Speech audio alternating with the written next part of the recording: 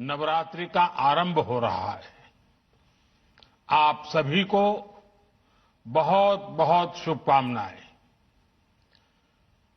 नवरात्रि के पहले दिन से देश आत्मनिर्भर भारत अभियान के लिए एक और महत्वपूर्ण और बड़ा कदम उठा रहा है।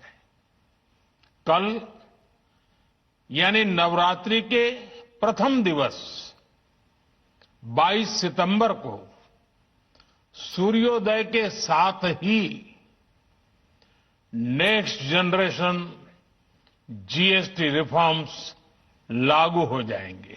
बस मैं तो नरेंद्र मोदी के खिलाफ ही हूँ। बस काहे जी यही वजह है कि उसने मतलब वो इंडिया पर हुकूमत करता आ रहा है। तो आपके गुर्दे में क्यों दर्द हो रहा है?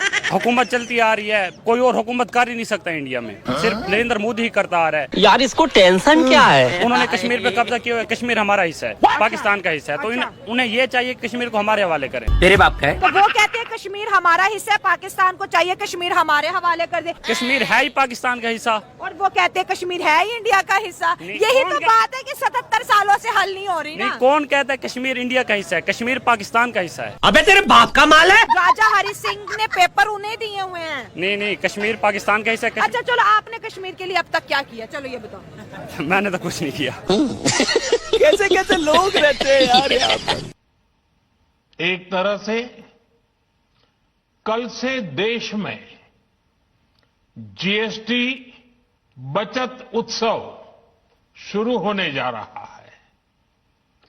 इस जीएसटी बचत उत्सव में आपकी बचत बढ़ेगी और आप अपनी पसंद की चीजों को और ज्यादा आसानी से खरीद पाएंगे।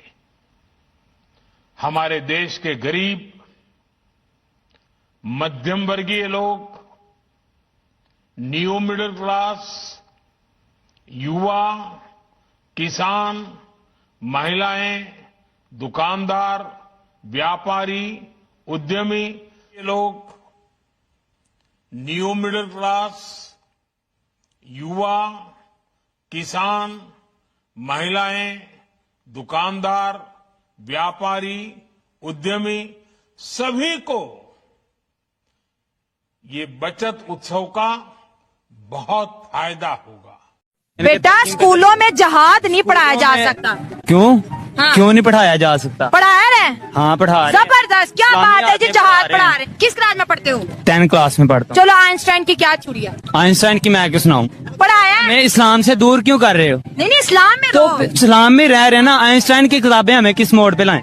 आइंस्टाइन तुम्हें इस साइंस की दुनिया में ले इस्लाम तो साइंस की दुनिया में हम नहीं जाना चाहते। नहीं जाना चाहते। हम दीन की दुनिया में हम नहीं जाना। हमने अच्छा, दीन की दुनिया में जाना। ऊपर छोड़ो, मैं दीन की दुनिया में आना चाहता हूँ। भाई दीन में भी आएंगे। हाँ जी। सुनो, ऊपर क्या है? ऊपर चांद है। चांद पे कौन है? जो चांद पे जो इस वक्त इंडिया बैठा हुआ है। इंडिया बैठा रहे वो हमारा मुखालिफ है। अच्छा बेटा 10वीं क्लास में पढ़ती हो, इतना जहर कहाँ से आया तुम्हारा? जहर हमारा भरा क्या है? काफरों ने हमारे अंदर भरा हुआ जहर। वो कहते हैं ना कि जब धुंध छाई हो तो गीदड़ समझते हैं कि जंगल हमारा है। नई दिल्ली से बाज़ाब्ता तौर पर जो मौक़िफ़ आया है, इस मौक़िफ़ ने सबको हिलाकर रख दिया है। ये बहुत बड़ी पेशकश है। नई दिल्ली में कुछ बड़े फैसले हुए हैं जो कि गेम चेंजर हैं, जो कि पूरे के पूरे सिनेरियो को तब्दील करने की सलाहियत रखते हैं। और इस वक्त सूरत हाल यह है नाज़रीन किराम के जो इंडिया की ब्रीफिंग होती है मिनिस्ट्री ऑफ एक्सटर्नल अफेयर्स की, इंडिया की वजारत खारजा की जो हफ्तावार ब्रीफिंग है, उसके अंदर जो इन्होंने बातें की हैं वो बड़ी इंटरेस्टिंग है।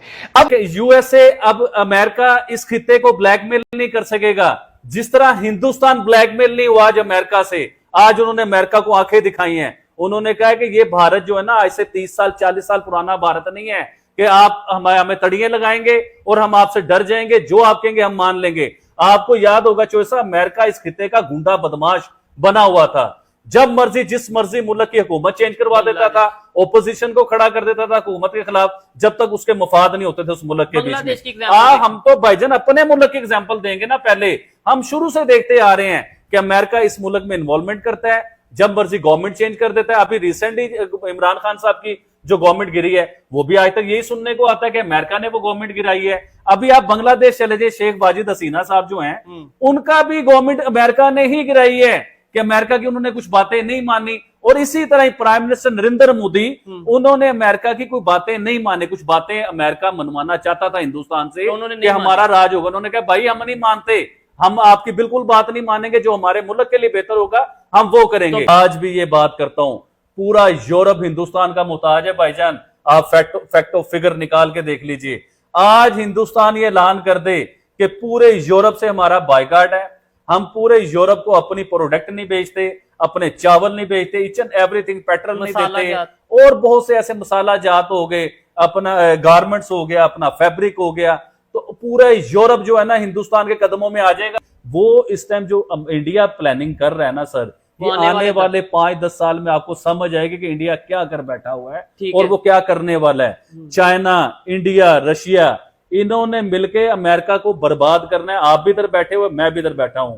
ये अमेरिका को बर्बाद कर, अमेरिका सोच रहा है ना कि वो हिंदुस्तान को बर्बाद कर लेगा, चाइना को बर्बाद कर लेगा, रशिया को बर्बाद कर लेगा। और सर आने वाला टाइम देखें होता है क्या। और मैं बहुत ज्यादा खुश हूं क्योंकि मैं अमेरिका को लेके ना हमेशा, मुझे अमेरिका का असल चेहरा जो है वो मैं 10 साल पहले देख चुका हुआ था कि अमेरिका का असल चेहरा क्या है। ये बहुत बड़ा ब्लैकमेलर है, ये पूरी दुनिया को डराता है, ब्लैकमेल करता है और पूरी दुनिया में जंगे लगवाता है सर, असला बेचता है अपना पूरी दुनिया के बीच में।